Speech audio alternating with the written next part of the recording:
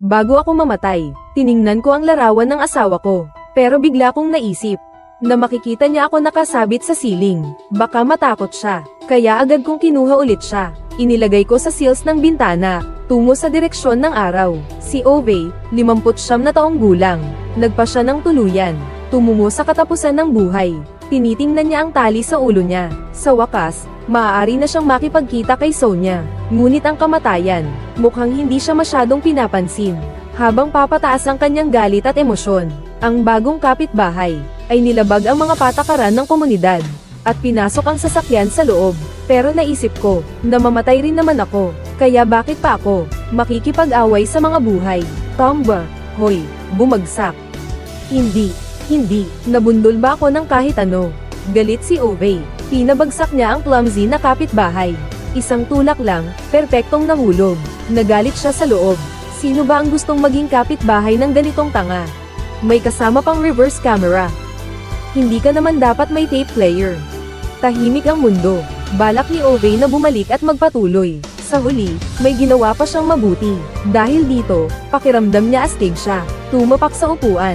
Lahat ay handa na, pero de repente, los dos niños de al lado, otra vez estaban asamados a la ventana. Tenía miedo de asustar a los niños. Pensó un momento why decidió no hacerlo. Ya no le importaba tanto esa idea. Al día siguiente, Ove fue a la iglesia como de costumbre. Nagsalita siya kay Sonia, na hindi siya nakapunta kahapon para makita siya, at nagreklamo. Sa bagong hangad nilang kapitbahay sa bahay. Halos naging isang circus na ang bahay. Magugulat ka sa mga tao ngayon. Wala silang alam. Kapag tinanong mo sila, ang pinakamadaling tanong sa mundo ay, sasabihin nilang kumain ng tanghalian. Isipin mo nga. Hindi magtatagal, ang ating bansa, ay mapupuno na lang ng mga taong abala sa pagkain ng tanghalian. Swerte mo, hindi mo kailangang maging isa sa kanila. Mga araw na wala si Sonia, nakikita niya ang lahat na magulo. Araw-araw, nagdadala si Ove ng isang bungkos ng bulaklak, at paulit-ulit niyang sinasabi sa kanya, "Miss na kita." Pag-uwi, isinuot ni Ove ang kanyang magandang suot, at isinabat ito sa kanyang leeg. Ngunit sa sandaling iyon, tuloy-tuloy ang pagtunog ng doorbell.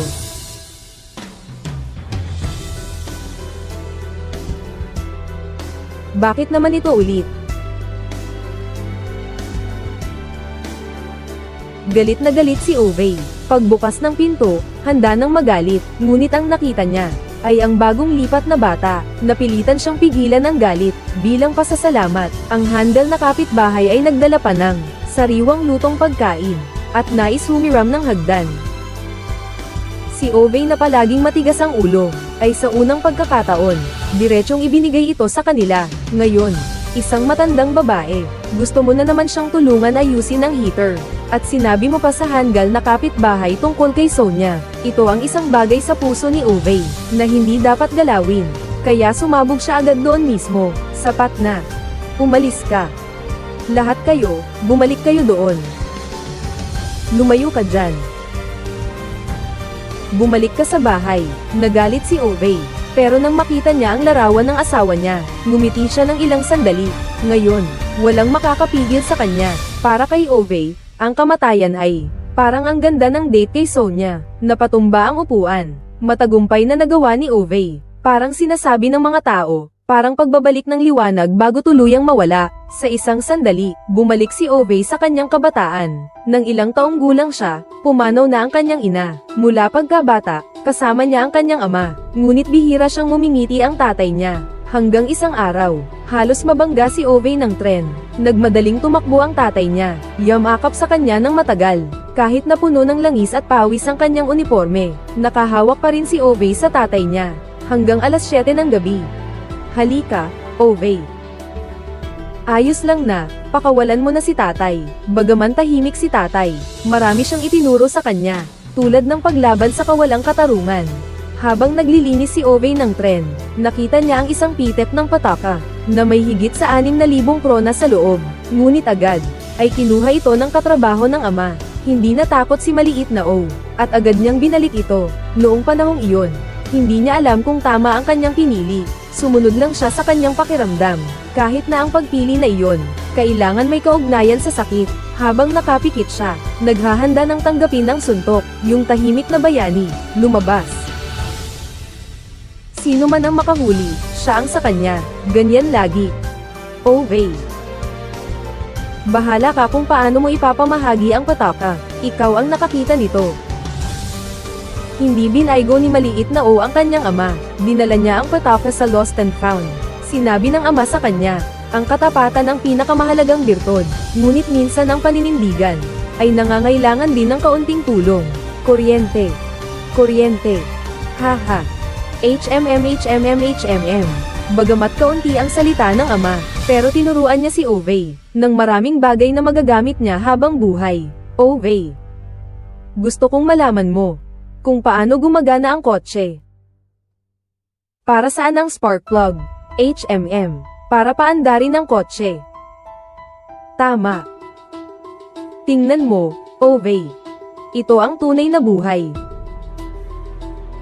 Bigla na lang, lumaki si Ovey. Ipinakita niya ang sulat ng pagtanggap sa kanyang ama.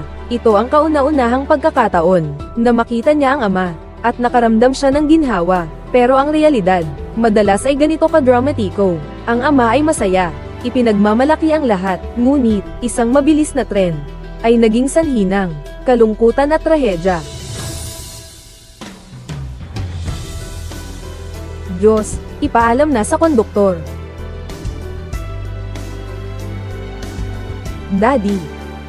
Si Ova ang pumalit sa posisyon ng kanyang ama, at nagtrabaho siya ng 43 taon, ngunit wala na siyang sandigan. Nagsimula ng manirang puri ang mga katrabaho niya sa kanya, at plano pa nilang kunin ang relo ng ama niya. Noong una, gustong tumakas ni Ova, ngunit biglang, naalala niya ang mga aral ng ama niya, kailangang lumaban sa kawalang katarungan. Sa buhay ng tao, may mga sandali, na pipilitin kang magdesisyon, kung anong klaseng tao ang gusto mong maging. Ayusin na natin ang usapin sa pera. Ikaw, gago ka. Akin ang relo na iyon.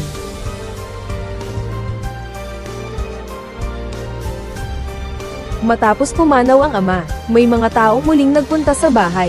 Sa dahilan ng pagdevelop, nais nilang bilhin ang bahay ni Ovey sa mababang presyo. Dito nakatago ang mga alaala ng kanyang kabataan. Siyempre, ayaw ni Ovey. Pero noong gabing iyon, may malaking sunog sa bahay ng kapitbahay. Lahat ay nanonood lang ng kaguluhan. Si O lang ang buong tapang na sumugod. Matapos iligtas ang matanda at bata, nalaman niya, na ang kanyang bahay, ay ninakaw din pala. Para makamit ang layunin, hindi sila nag-aatubiling gumamit ng kahit anong paraan. Patayin ang tubig, patayin ang tubig. Kahit papaano, bubuwagin din ito. Lahat ay nagkasundo, para maramdaman ni Ovey na wala siyang magawa. Mula noon, nagsimula siyang magalit, sa puting kamiseta na simbolo ng kapangyarihan. Sa ganitong mahalagang sandali, biglang naputol ang tali, at hindi pa rin siya nasaktan. Gumagawa ng masama ang negosyante. Talagang sinungaling ang tao. Galit siyang tumakbo sa supermarket, humihingi ng refund. Noong time na nangako sila, pero kahit ano, kaya nilang ay panghang. Hindi ko akalain na titingin ng empleyado sa marka sa leeg niya. At magtatanong pa, anong gamit mo dyan? Paano sisigot si Ovey? Kailangan niyang tumalikod at umalis. Wala nang tali, kaya maghahanap na lang siya ng ibang paraan para mamatay. Pero bago siya mamatay, hindi niya mapigilan ang sarili. Ulit na tiningnan si Sonia. Inilatag niya ang dyaryo sa lupa, nagkunwaring nakahiga siya sa tabi nito. Kung tatanungin siya ngayon, ano ba ang pakiramdam ng magmahal sa isang tao? Marahil, parang biglang meron kang malambot na tulong. Pero kasabay nito, meron ka ring armor. Buksan ang pinto ng matandang babae sa kabila, para ibalik ang hose na hiniram niya. At sabay na rin niyang inayos ang radiator niya. Yung matandang nakalungod sa bahay niya, ay isa sa iilang kaibigan ni Ovey. At siya pa ang kanyang matinding kalaban sa buong buhay niya. Bago umalis, sinabihan siya ni Ovey, na pupunta siya kay Sonia. Pero paglabas niya, hinawakan niya ang tubo ni Ovey. Ayaw siyang pakawalan. Hindi pinansin ni Ovey. Kahit na ganito na siya, may isip pa para alalahanin ng iba. Kinuha niya ang tubo at pumasok sa garahe, at ipinasok ito sa tambucho. Nang magsara ang pinto, ngayon, sino pa ang makakapigil sa kanya? Tahimik niyang hinihintay ang lahat, ang matinding carbon monoxide. Sa wakas ay muling nakita ni Ovey, siya. Pagkatapos mawala ang bahay, si Ovey ay napilitang matulog sa tren. Pagkagising, ang buhay ni Ovey na tila puro itim at puti lang. ay sa wakas ay nakatagpo ng makulay na bahagi ng buhay. Red vintage high heels, short brown hair. Her smile seems to heal everything. Conductor comes to check tickets. Ove has no money. He can't afford a ticket at all. She kindly offers to help, relieving Ove's embarrassment. Para sa mga magulang, ito ang ikatlo, ang tunay na nakapasok sa puso ni Ove. Ang matigas na ulo na si Ove ay medyo parang walang emosyon. Pero si Sonia ay palaging nagpapakita ng kabutihan. At ito ay nakatakdang maging isang nakakaakit na pagkikita. Pinapanood ang tren na unti-unting lumalayo. Ang puso ni Ove ay sumunod, hindi alam kung saan lulutang. Mula noon, araw-araw sumasakay si Ove sa tren na ito, para lamang muling makita si Sonia. Sa loob ng isang buwan, sa wakas, nagbigay pansin sa kanya ang tadhana. Nais ni Ove na magbayad ng utang, pero tinanggihan siya ni Sonia. Mas maganda siguro kung ikaw na ang mag-imbita sa akin ng hapunan. Hapunan. Sige, walang problema. HMM. Eto. Sa totoo lang, wala akong lugar para maghapunan. Sasabihin ko sa restaurant. Nag-alinlangan si Ove, pero pumayag pa rin siya. Pumasok sa restaurant, nangangatog si Ove. Hindi niya alam kung paano magtatapos. Dahil sa pera niya, hindi talaga sapat ito para sa hapunang ito. At ang tanging pwedeng pag-usapan, ay mga sasakyan. Dahil ito lang ang alam niya, at kaya niyang ipaliwanag ng maayos. Marunong ka ba sa sasakyan? Sasakyan. Marahil interesado kang malaman. Paano gumagana ang kotse? Kaysa sa kung ano ang ginagawa ng spark plug, mas interesado si Sonia kung bakit hindi kumakain si Ove. Nakakahiya ito para sa kanya, kaya dali-dali niyang ipinaliwanag na kumain siya sa bahay. Pero sa totoo lang, ang pera sa kanyang bulsa, sapat lang iyon para sa isang sabaw. Sa paulit-ulit na pagtatanong ni Sonia, sa wakas ay nagsabi ng totoo si Ove. Ganyan. Maaari mo nang piliin ang gusto mong kainin. Nagsinungaling ako.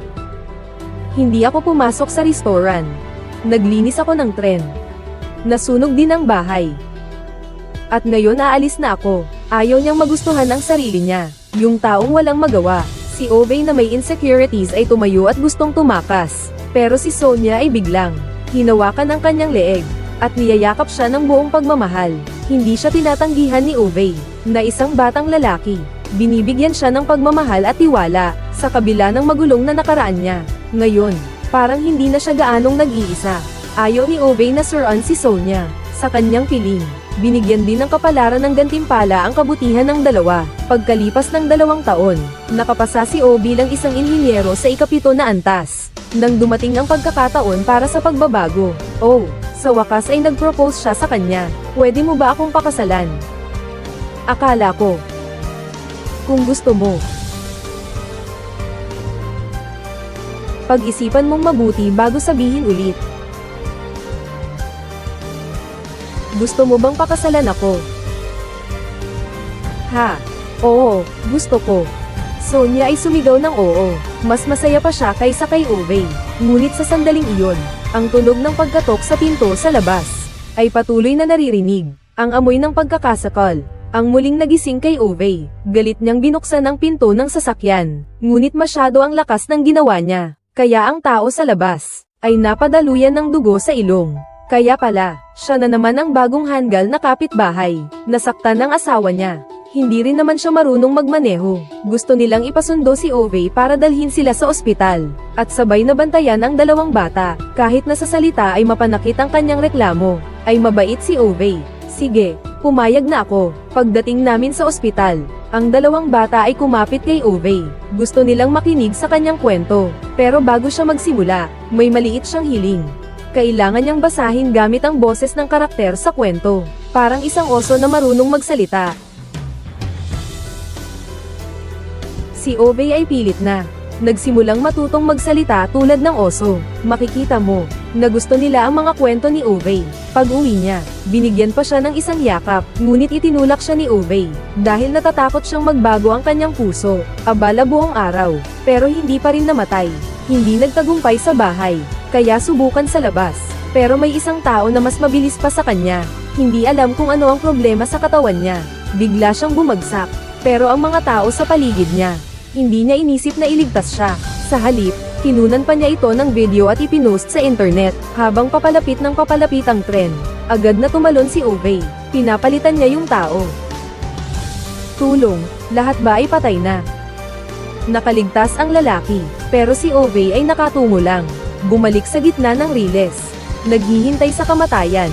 Kahit anong payo ng iba, walang epekto si Ove, hanggang sa siya ay bumaling. At nakita ang batang sarili, nang maalala ang kalunos-lunos na kalagayan ng ama. Natakot siyang ang batang ito ay mag-iwan din ng parehong takot. Sa huling sandali, inabot pa rin ni Ove ang kanyang kamay. Sa daan pa uwi, tumakbo ang hanggal na kapitbahay. Ipinakita sa kanya ang mga guhit ng mga anak na babae. Ang mga tao sa guhit ay itim at puti. Si Ove lang ang makulay. Parang talagang gusto nila si Ove. Ngunit, isang kakaibang sigaw ang nakapagpatigil sa dalawa. Isang sugatang pusa, nakatago sa pintuan ni Ove. Dahil allergy ang anak ng kapitbahay sa pusa, at ayaw niyang mapatayin ang maliit na hayop. Kaya, ang trabahong ito, ay napunta na naman kay Ove. Buksan mo ang pinto, hindi mo pwedeng ilagay sa bahay namin. Buksan mo na ang pinto. Nabigla si Ove. Pumunta siya sa harap ng puntod ng asawa niya, at ipinaliwanag sa kanya. Ilalagay ko agad ang pusa, pagkatapos ay hahanapin ko siya. Nalaman ko na hindi pala madali mamatay. Nakatira pa rin siya dito. Kailangan ko siyang ayusin. Pero darating din ako agad, sisiguraduhin ko, Sonia. Nung dumating siya, sugatan na siya, wala akong kinalaman dito. Pag-uwi, maraming paraan ang naisip ni Ove, ngunit hindi niya magawang pilitin ang sarili na paalisin ito. Minsan sa balkonahe, ang mga bata ng kapitbahay ay palihim na tumitingin sa kanya. Si Ove ay hindi mapigilan. Nais niyang pasayahin sila, pero tuwing nakikita niya ang hanggal na kapitbahay, parang batang nagtatago, agad siyang umiwas. Ang malupit na tadhana, nagbigay sa kanya ng matibay na proteksyon. Ngunit sa loob, nagtatago rin ng walang katapusang init at lamang.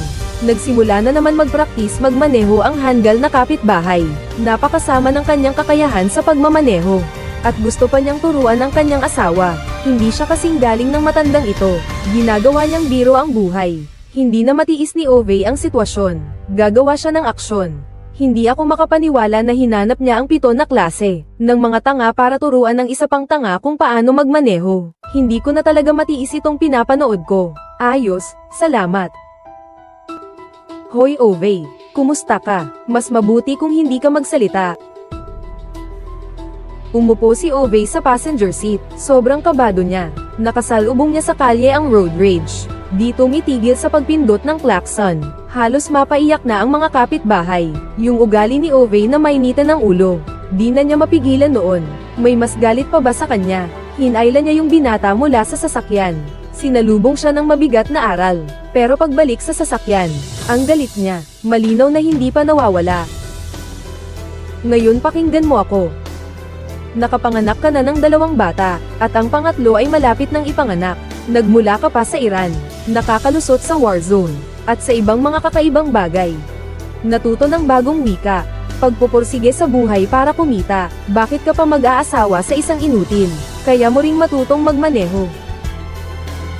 Hindi ka naman sumailalim sa operasyon para tanggalin ang utak, Terra. HMM, magandang tapusin na ang makina. Natuto ka na rin mag-parallel parking ngayon, pero kakabangga ko lang ng sasakyan. Ay nako, hindi na mahalaga yan. Nakuha mo na ang teknik. Pag-uwi mo, gusto ni Ove na ipaliwanag sa kanya, paano gumagana ang sasakyan, tulad ng spark plug. Ngunit sa pagkakataong iyon, isang reporter mula sa pahayagan, biglang dumalaw. Nais siyang interviewin, tungkol sa kanyang kabayanihan sa pagsagip sa riles. Ayaw tumugon ni Ove, direct niyang isinara ang babae sa garahe. Anong ingay yun? Wala akong naririnig, umalis na tayo. May tao ba sa labas?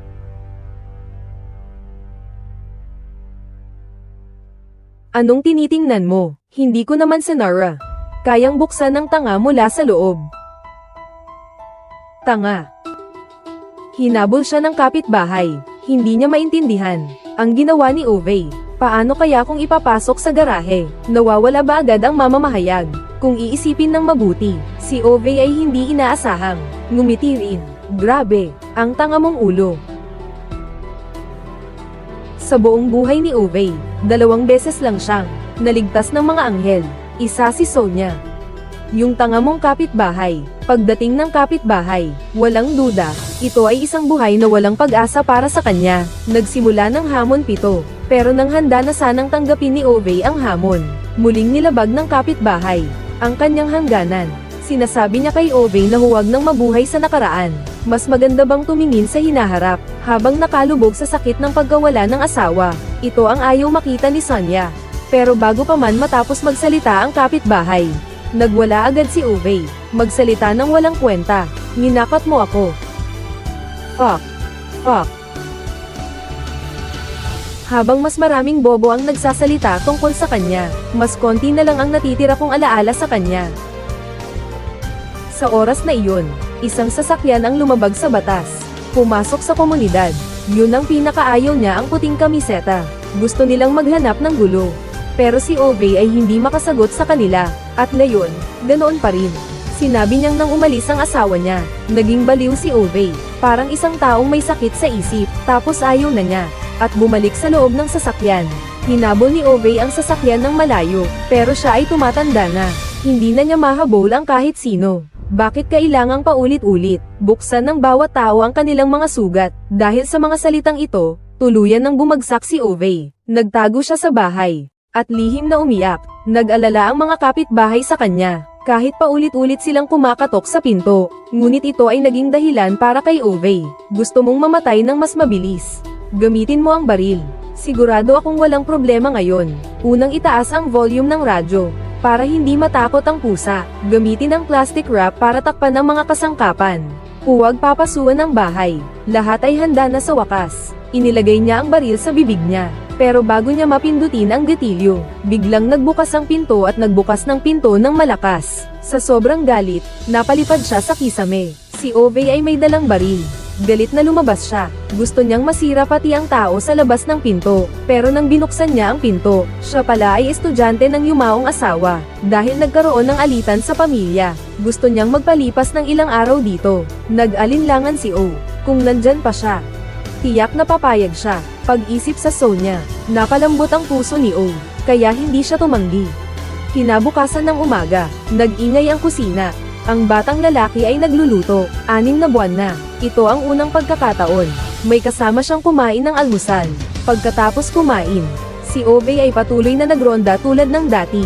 Kanino kaya hindi pa nailalabas ang basura? Aling pintuan ang hindi maayos na naisara? Sinusubukan ng isang bagay. Kung matibay ang paraan, ay napakasimple rin. Habang naglalakad, narinig mula sa mataba na ang puting kamiseta. Nakipagsabuatan sila sa bahay ampunan para manlinlang ng mga subsidiya at balak pilitin dalhin ang kanyang matinding kalaban papunta sa bahay ampunan. Kahit na nag-away sila buong buhay, hindi niya papayagan na apihin ang matagal na niyang kaibigan. Gawin niya ito. Muling nagtatanong siya kay Sonia tungkol sa opinyon niya. Alam ko na tuwing magrereklamo ako, lagi kang nag-aalala. Pero sa pagkakataong ito, susuportahan mo ako. Ang simula ng laban ni M7. Ibigay mo sa akin lahat ng dokumento mo, ng community insurance, pati na rin ng simbahan sa bayan. Lahat ng may kinalaman kay Ron. Ay nagpuyat si Ove buong gabi, at tumawag ng maraming reklamo, pero walang gustong umaksyon. Masyadong maliit ang kapangyarihan ng isang matanda. Dumating ang handal na kapitbahay at pinayuhan siya, na walang sino man ang kayang harapin mag-isa ang lahat, kabilang na ang pagkawala ng asawa. Yung malaking epekto sa kanya, marami siyang nasabi, pero sa pagkakataong ito, hindi ganoon kalaki ang pagtutol ni Ove. Pati nga, nagsimula pa siyang banggitin si Sonia, noong buntis ang asawa niya. Sobrang tuwang-tuwa si Ove, para magdiwang. Naglakas loob silang maglakbay, ngunit ang aksidente, hindi lang kinuha ang kanilang anak, kundi pati ang kanyang mga binti. Ngunit ang buhay ni Sonia ay nanatiling puno ng ngiti dahil sa kanyang pagsusumikap. Nakuha ang 7 na sertipiko sa pagtuturo, ngunit walang kahit isang paaralan. Ang gustong kumuha ng isang taong may kapansanan. Gusto niyang maging kabalyero ng kanyang asawa. Hinahanap ang mga tao sa buong mundo para ipagtanggol siya, matapos ang mahabang pakikibaka. Sa huli ay nagturo siya sa isang klase na walang gustong pumunta. Napuno ng mga estudyanteng mahina ang grado. Pumasok sa kanyang paningin. Ngunit nakakalungkot, hindi man lang nais ng paaralan para kay Sonia, na gumawa ng entablado na madaling pasukin ng wheelchair. Ang ganitong kawalang pakundangan, ay nagdulot ng kawalan ng pag-asa kay Ove. Ngunit sa kabila ng paulit-ulit na kabiguan, at kawalang kilos, ngunit hindi pa rin sumuko si Sonia. Pinili ba naming mamatay, o magsikap na mabuhay? Noong gabing iyon, si Ove ay nagmamaneho papunta sa paaralan. Diretsyong pumasok, para ayusin ang isang platform para kay Sonia. Matapos ang mahabang paghihintay, sa wakas ay natupad ang pangarap ni Sonia, na makapagturo sa entablado. Kahit na ang mga estudyanteng ibinigay sa kanya ay mga rebelde, ginamit ng asawa ang kanyang taos-pusong pagmamahal upang hubugin silang mga mabubuting tao. Parang siya ang liwanag sa madilim na buhay, na nagbibigay liwanag sa bawat isa. Ngunit ang tadhana ay kinuha pa rin ang lahat. 6 na buwan na ang nakalipas. Pumanaw si Sonia dahil sa kanser. Paano makakapagtiwala si Ove? Naiiwan siyang mag-isa. Akala niya ay ang hindi pagpapakita ng damdamin niya, ipamahagi sa kahit kanino. Siguro ay tapat sa pangakong ipinangako niya sa kanyang asawa. Pero ang kanyang ngiti ay nagturo sa kanya na laging manatiling mabait, tumulong sa bawat taong nasa paligid niya, parang noong siya ay bata pa. Kinabukasan, nandito na naman ang puting kamiseta. Habang siya ay nakangiti ng mayabang, lumabas ang isang babaeng reporter at nagsabi, may lahat ng ebidensya na nagsasabi na niloko niya ang subsidies. Masaya siyang ilalathala ito bilang headline. Kung hindi pa rin ito makakapagpabago sa kanyang isip, nasa likod niya. Hindi rin siya nag-atubiling makipaglaban sa kanya agad-agad. Kahit na ayaw ng puso ng puting kamiseta, ngunit tinanggap ka na niya. Walang magawa kundi umikot at pumasok sa sasakyan, at umalis ng walang kwenta. Hindi na siya nang ahas pang bumalik. Mas maganda pa rin noong panahon namin. Hindi bababa sa mga tao, handang ipaglaban ang sariling prinsipyo.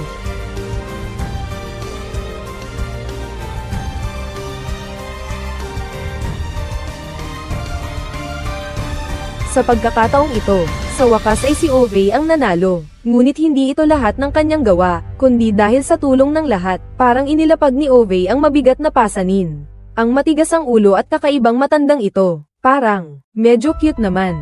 Di nagtagal, ipinanganak na ang ikatlong anak ng kapitbahay. Niyayakap niya yung maliit na bata, parang puno ng araw ang hawak niya. Walang anak, ay isang panghabang buhay na pangarap ni Ove at Sonia. At ngayon, ang mga bata sa komunidad ay tinatawag siyang lolo. Binibigyan sila ni Ove ng mga regalo. Itinuturo niya kung paano gumagana ang kotse. At dinadala sila sa labas para maglaro, parang isang mapagmahal na ama. Iyan ang tinatawag na buhay.